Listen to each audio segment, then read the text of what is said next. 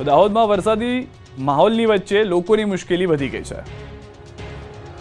મેઘરાજાએ હજુ તો વિધિવત રીતે રાજ્યમાં પધરામણી પણ નથી કરી, ત્યાં દાહોદમાં લોકોની મુશ્કેલી વધી ગઈ।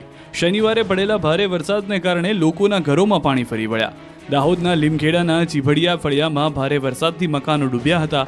લીમખેડા તાલુકાના હાથિયાવન ગ્રામ પંચાયતના ચીભડિયા ફળિયામાં ગત મોડી સાંજે પવન સાથે ભારે વરસાદ વરસતા 30થી વધારે જેટલા મકાનોમાં વાંકણી નદીના પાણી ફરી વળ્યા। મકાનોમાં ભારે તારાજીથી અનેક વિસ્તારોની અંદર પણ 7-7 ફૂટ પાણી ભરાઈ જતા અનાજ, પાણી સહિત ઘરવખરી પાણીમાં ડૂબી ગયા। ચીભડિયા ફળિયાના રહીશોને આખી રાત ડુંગર ઉપર ભૂખ્યા તરસ્યા રહેવાનો વારો આવ્યો। નેશનલ હાઈવે દ્વારા નદીના પાણીને રોકીને બંધ કરી રાખતા લોકોની મુશ્કેલી વધી ગઈ। લીમખેડા તાલુકા વહીવટીતંત્ર અને નેશનલ હાઈવે ઓથોરિટી સામે લોકોએ રોષ ઠાલવ્યો। ઘટનાને કલાકો વીતી ગયા બાદ પણ વહીવટીતંત્ર દ્વારા પ્રાથમિક તપાસ પણ હાથ ધરવામાં આવી નથી। હજુ પણ ઘરોમાં પાણી ભરાયેલા છે। લોકો ઘરે પરત તો ફરી ગયા, પણ રહેવું તો ક્યાં રહેવું તે સવાલ સતાવી રહ્યો છે। વાજતે ગાજતે આવી રહ્યું છે ચોમાસું। રાજ્યમાં અતિભારે વરસાદની આગાહી છે। હવે સારા સમાચાર આવી રહ્યા છે। વાજતે ગાજતે થઈ શકે છે ચોમાસાની એન્ટ્રી। ચોમાસું હવે ગુજરાતને બારણે મારી રહ્યું છે ટકોર। ગુજરાતમાં ચોમાસું બેસવા માટે અનુકૂળ સ્થિતિ છે। 20 જૂનથી 8 ઇંચ વરસાદ ત્રાટકી શકે છે। રાજ્યના 11 જિલ્લામાં ભારે વરસાદની આગાહી છે। 4 જિલ્લામાં અતિ ભારે વરસાદની આગાહી છે। ભાવનગરમાં પડી શકે છે ભારે વરસાદ, તો તાપી, નર્મદા, નવસારીમાં ભારે આગાહી છે। ડાંગ અને વલસાડમાં પણ પડી શકે છે વરસાદ। હવામાન વિભાગની આગાહીની વાત કરીએ તો આવતીકાલે 8 જિલ્લામાં વરસાદનું ઓરેન્જ એલર્ટ આપવામાં આવ્યું છે, જેમાં અમરેલી, ભાવનગર, ભરૂચ, સુરત, નવસારીમાં કાલે અતિભારે વરસાદની આગાહી। તાપી, ડાંગમાં અતિભારે વરસાદની આગાહી। નવસારી, વલસાડમાં પણ અતિભારે વરસાદની આગાહી છે। ઓરેન્જ એલર્ટમાં 4 ઇંચ સુધી વરસાદ થઈ શકે છે। તો યલો એલર્ટની વાત કરીએ તો રાજકોટ, જૂનાગઢ, બોટાદ, ગીર સોમનાથ, સાબરકાંઠા, અરવલ્લી, આણંદ, વડોદરા, નર્મદા, છોટાઉદેપુરમાં 2.5 ઇંચ સુધી વરસાદની સંભાવના છે। આવતીકાલથી મેઘરાજા રાજ્યમાં રમઝટ બોલાવશે। આગામી 2-3 દિવસ સૌરાષ્ટ્ર અને દક્ષિણ ગુજરાત માટે ભારે છે। ચોમાસાની શરૂઆત ધમાકેદાર રહેવાની શક્યતા છે। આગાહીકારો પણ ભારે આગાહી કરી રહ્યા છે। સાંભળો અંબાલાલ પટેલ અને પરેશ ગોસ્વામી વરસાદને લઈને કેવી આગાહી કરી રહ્યા છે। 18 થી 24 અને 26માં રાજ્યના કેટલાક ભાગમાં ભારેથી અતિભારે વરસાદ થવાની શક્યતા રહેશે।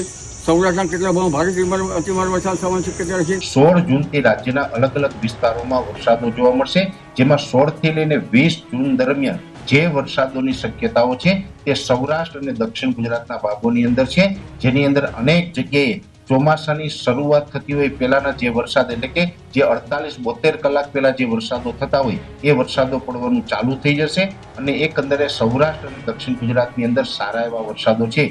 વરસાદને લઈ આગાહીકારોની મોટી આગાહી છે। 18 જૂનથી ભારે વરસાદની આગાહી છે। સૌરાષ્ટ્રના કેટલાક વિસ્તારોમાં પડશે ભારે વરસાદ, તો પરેશ ગોસ્વામી 16 એટલે કે આવતીકાલથી ભારે વરસાદની આગાહી કરી રહ્યા છે।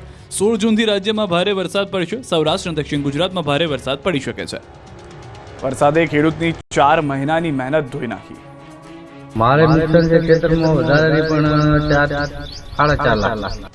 તો બીજી તરફ આ દ્રશ્યો જુઓ। થરાદ વિસ્તારમાં ભારે બફારા બાદ મોડી રાત્રે પડેલા ભારે પવન સાથે વરસાદને કારણે સિઝનનો પ્રથમ વરસાદ વરસ્યો। વરસાદ આવતા કંઈ ખુશી તો કંઈ ગમના દ્રશ્યો સર્જાયા। એક બાજુ ગરમીના લીધે લોકોએ હાશકારો અનુભવ્યો, તો બીજી બાજુ ખેડૂતને પડ્યા પર પાટું જેવો ઘાટ સર્જાયો। થરાદના જમણા ગામમાં ખેડૂતે કાપણી કરેલા બાજરીના પાક પર વરસાદી પાણી ફરી વળ્યું। ખેડૂતોની 4 મહિનાની મહેનત પાણીમાં પલળી ગઈ। દ્રશ્યોમાં જુઓ, ખેડૂતોની મહેનતને વરસાદે ધોઈ નાખી છે। અચાનક પડેલા વરસાદને કારણે ખેડૂતોના તૈયાર પાક પાણીમાં ધોવાઈ ગયો। વેપારીઓની ભૂલના કારણે ખેડૂતને માથે પડી મોટી આફત। વરસાદી માહોલ વચ્ચે બનાસકાંઠાના થરાદમાં વેપારીઓની બેદરકારી સામે આવી। કાળી મજૂરી કરી ખેતરમાં પાક ઉછેરતા ખેડૂતોની મહેનત વેપારીઓએ ધોઈ નાખી છે। થરાદ એપીએમસીમાં વેપારીઓની બેદરકારીના કારણે જીરું અને બાજરીની જણસી વરસાદમાં પલળી ગઈ। મોડી રાત્રે થરાદમાં પડેલા 1 ઇંચ વરસાદમાં જણસી પલળી ગઈ। જણસી પલળતા ખેડૂતોને ભારે નુકસાનીની ભીતિ સેવાઈ રહી છે। સામાન્ય રીતે વરસાદની સિઝન નજીક હોય, હવામાન વિભાગની આગાહી જતા જણસીને લઈને એપીએમસીના વેપારીઓએ કોઈ જ પ્રકારની તકેદારી રાખી નથી। મેઘરાજાની હળવી હેલીથી ખેડૂતો વાવણીના કામમાં લાગી ગયા છે। હવે ચોમાસું આસપાસ છે। ધીમી ગતિએ આગળ વધતું ચોમાસું આગામી 2-3 દિવસમાં દસ્તક આપી દેશે। સામાન્ય રીતે 15 જૂન સુધીમાં ચોમાસાની ઋતુની શરૂઆત થઈ જતી હોય છે। જગતનો તાત વાવણી શરૂ કરી દેતો હોય છે। રાજકોટમાં પણ ગત મોડી સાંજે પહેલા ધોધમાર વરસાદ બાદ આજે સવારથી ખેડૂતો વાવણીના કામમાં લાગી ગયા છે। મગફળી, કપાસ, સોયાબીનના પાકનું વાવેતર કરવામાં આવી રહ્યું છે। વાવણી લાયક વરસાદ પડતા ખેડૂતોમાં ખુશી છે. સમયસર વાવણીથી ખેડૂતો રાજી છે. જો કે આ વર્ષે હજુ સુધી માત્ર રાજકોટ અને વિછિયામાં જ વાવણી લાયક વરસાદ નોંધાયો છે, જેના કારણે જિલ્લામાં 10.19% જ વાવેતર કરવામાં આવ્યું છે. હવામાન વિભાગની આગાહી પ્રમાણે જિલ્લામાં વાવણી લાયક વરસાદમાં વાર લાગશે. ખેડૂતોએ 25 જૂન સુધી રાહ જોવી પડશે.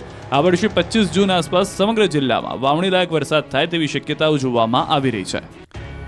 આગોતરું વાવેતર કરીને બેઠેલા ખેડૂતો માટે રાહતના સમાચાર આવ્યા.